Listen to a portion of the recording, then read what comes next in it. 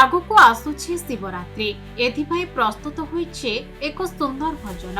ଅନୁଗୁଳଠାରେ ଅବସ୍ଥିତ 400 ବର୍ଷ ପୁରାତନ କାଶୀ ବୈଦ୍ୟନାଥ ମନ୍ଦିରରେ ବାବାଙ୍କ ଉଦ୍ଦେଶ୍ୟରେ ଓ ବାବାଙ୍କ ମହିମା ହେତୁ ଏକ ସୁନ୍ଦର ଭଜନ ଷ୍ଟୁଡିଓରେ ରେକର୍ଡ ହୋଇଛି। ଆମର ବାବା କାଶୀ ବୈଦ୍ୟନାଥଙ୍କର ଗୋଟେ ଯେହେତୁ ମହିମା ଗୋଟେ ଲାଗିଲା ଠାକୁରଙ୍କର ଗୋଟେ ଭଜନ କରିବା ପାଇଁ। ଯେହେତୁ ଠାକୁର ଭଜନ ଗୋଟେ ଜାଗର ଆସୁଛି, ଜାଗର ଉପଲକ୍ଷେ ଆମକୁ ଟିକେ ଯେହେତୁ ଗାଁର ଗୋଟେ ମନ୍ଦିର ଆମର ହେଇଛି, ଗୋଟେ ଭଜନ କରିବାକୁ ବହୁତ ଆଗ୍ରହ ଲାଗିଲା। ସେଥିପାଇଁ ଆମ ଆସିଲୁ, ସାର୍ଙ୍କୁ କଣ୍ଟାକ୍ଟ କଲୁ। ନରେନ୍ଦ୍ର ସାଗର ଗୀତ କଣ୍ଠରେ ଆମର ଟିକେ ଭଜନ ଭଲ ଲାଗେ ଆମକୁ।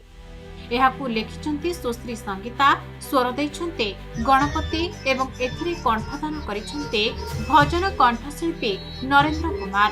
ଏହି ଭଜନଟି ମା ବୁଢ଼ୀ ପ୍ରଡକ୍ସନ ୟୁଟ୍ୟୁବ ଚ୍ୟାନେଲରେ ଆସିବାକୁ ଯାଉଛି।